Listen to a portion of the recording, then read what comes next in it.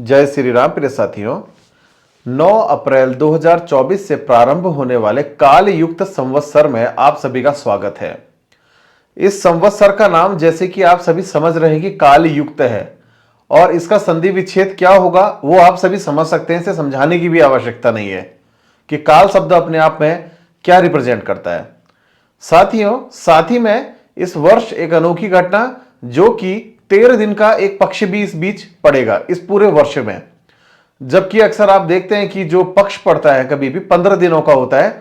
बहुत सी विशेष परिस्थितियों में कभी 16 दिन का पक्ष जाता हुआ भी देखा गया है, परंतु जब भी 13 दिन का कोई भी एक पक्ष पड़ जाए किसी भी वर्ष के मध्य में, कहा जाता है ऐसे समय में एक ऐसे समय की शुरुआत होती है जब मां महाकाली अपने गले में नरमुंडों की माला धारण कर लेती है।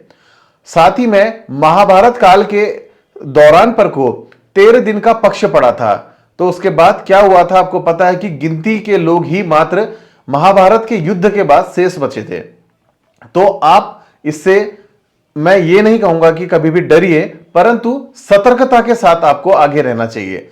जैसे इस वर्ष किसी व्यक्ति की अगर तबीयत खराब है तो वो रूटीन चेकअप कराते रहे, और साथ ही में गाड़ी ड्राइव कर रहे हैं तो नॉर्मली बिल्कुल ध्यान के साथ और अच्छे कम स्पीड में चलें, और लीकर का बिल्कुल प्रयोग नहीं, मांस के प्रयोग से बिल्कुल बचना है। यानी कि जितनी भी तामसिक प्रवृत्ति और गुस्से से उत्पन्न होने वाली चीजें हैं सबसे दूर रहना है, अन्यथा जनहानि देखने को मिलेगी। और मैं नहीं चाहता कि कोई भी व्यक्ति किसी प्रकार से भी कभी भी कोई जनहानि देखे। साथियों, काल युक्त संवत्सर में मैंने बताया कि जो ये संवत्सर है ये 2081 संवत्सर रहेगा और साके जो बोला जाता है वो 1946 रहेगा। अब इसमें बता दें कि जैसे हमारे देश में कोई भी राजा मंत्री इस प्रकार के लोग होते हैं, उनका एक कैबिनेट होता है, तो ठीक इसी प्रकार से इन ग्रहों का भी अपना एक कैबिनेट होता है, कैबिनेट मंडल। तो इसमें इस वर्ष के जो राजा रहेंगे वो मंगल देव रहेंगे, और साथ ही में मंत्री जो रहेंगे वो शनि देव रहेंगे। मंगल के राजा होने पे क्या होगा, लोगों के अंदर साहस की जो कमी थी वो एकदम से बढ़ जाती है। लोगों के मध्य में कई बार विरोधाभास भी देखने को मिल जाते हैं, और मंगल और शनि जो है एक दूसरे के विपरीत प्लैनेट भी माने गए हैं, क्योंकि मंगल और शनि के कॉम्बिनेशन यानी कि साथ में आ जाने से भौमीय घटनाएं यानी कि धरातल का कांपना, भूकंप बोलते हैं। और भूकंप भी कुछ ऐसा कि 6, 7 और 8 तक के जो रिएक्टर स्केल वाले जो भूकंप होते हैं इन्हें नॉर्मल आका जाता है। साथ ही में धरती से निकलने वाले जितने पदार्थ हैं इनमें एकदम से बढ़ोतरी हो जाएगी। कहीं पेट्रोल डीजल के भंडार मिलेंगे, कहीं तेल के भंडार मिलेंगे, किसी भी प्रकार से कोयला या इत्यादि ऐसी भी जो चीजें हैं इनके भंडार नए नए मिलेंगे जो आज तक नहीं मिले थे, और इनके दामों में भी वृद्धि, और साथ में सरिया है, सीमेंट है, ये सारी की सारी चीजों के दामों में भी वृद्धि होने की पूरी संभावना देखने को मिलती है। साथ ही में इस वर्ष हवाएं कुछ ज्यादा चलेंगी। अन्य वर्षों के मुकाबले जो हवाओं का एक फ्लो है वो बहुत ही तेजी से रहेगा, जो कि असमय रूप से रहेगा। वर्षा जब उम्मीद करेंगे तब नहीं होगी, और जब उम्मीद करेंगे उस समय नहीं होगी। बिल्कुल एक दूसरे के पूरक परिस्थितियां इस बार बन के चलेंगी।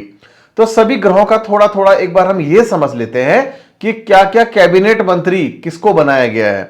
तो इस वर्ष के राजा जो मंगल है, इनके पास सूखे फल एवं जो मेवे होते हैं उनका इनके पास विभाग है। साथ ही में मंत्री जो शनिदेव हैं इनके पास इस वर्ष कोई भी विभाग नहीं है। इसके अलावा सूर्य देव जो है वो धान्येश है, और मेघेश यहां पर को फलेश तथा दुर्गेश ये शुक्र देव के पास हैं। रस पदार्थ यानी कि रसेश गुरुदेव के पास है, तथा धनेश धन का जो जितना भी इनकम या धन के जितने भी नोटिस चीजें हैं वो सब चंद्रदेव के पास हैं।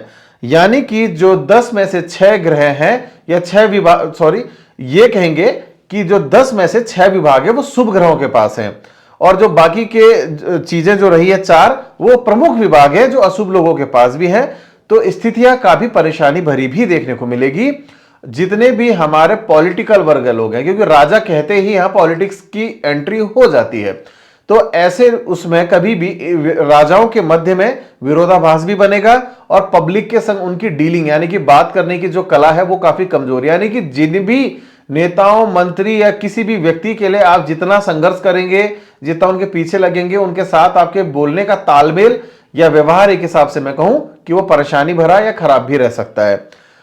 थोड़ा सा एक बिंदु इस ओर भी कर लेते हैं कि जो 12 राशियां हैं उन सभी के ऊपर इस नए वर्ष का, नए संवत्सर का क्या प्रभाव पड़ेगा, थोड़ा थोड़ा एक समराइज में, छोटी छोटी उसमें मैं आपको बता देता हूं।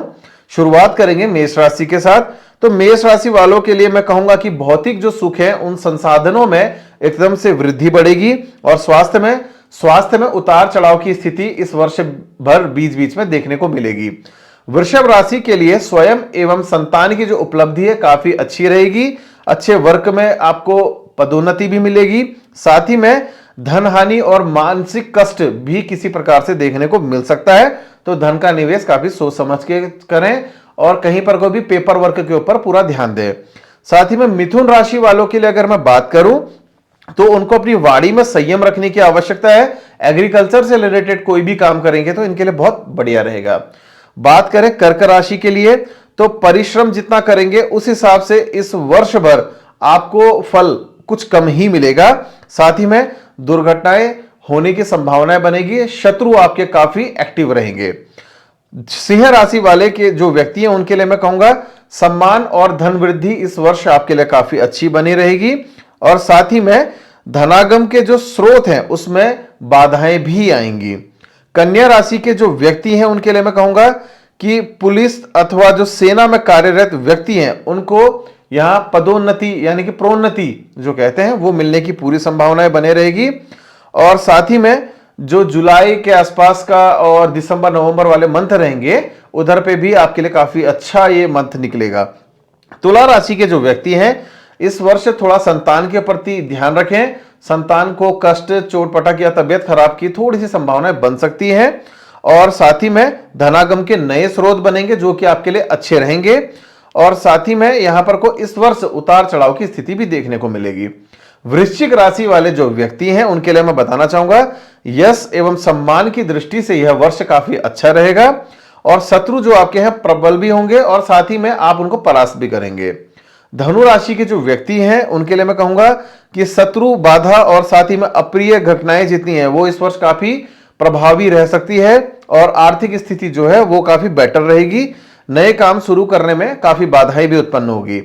मकर राशि के जो व्यक्ति हैं उनके लिए मैं कहूंगा इस वर्ष धनानी, दुर्घटना के योग और साथ में मानसिक तनाव होने की जो संभावनाएं हैं पूरी वर्ष भर बने रहेगी, और एक सुख और उसके बाद एक लाभ कोई बड़ा इस वर्ष देखने को मिलेगा।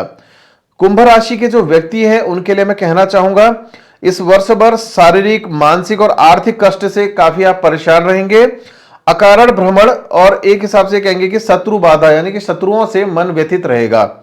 मीन राशि के जो व्यक्ति हैं मैं उनके लिए बताऊंगा कि इस बार आर्थिक लाभ के नए नए मौके मिलेंगे, मगर पारिवारिक कलह, रोग और शत्रु काफी एक्टिव हो जाएंगे। जीवन में संघर्ष काफी बढ़ेगा। चल अचल संपत्ति में निवेश अगर करेंगे तो आपके लिए काफी फायदेमंद है। मैं सभी राशि के व्यक्तियों को बता देना चाहता हूं कि यह जो मैंने राशिफल बताया है यह चंद्र राशि के आधार पर बताया है। इसे लग्न राशि के आधार पर देखना ना पसंद करें या उसे आधार पर ना देखें। साथियों, आशा करता हूं आपको ये वीडियो काफी पसंद आई होगी। धन्यवाद।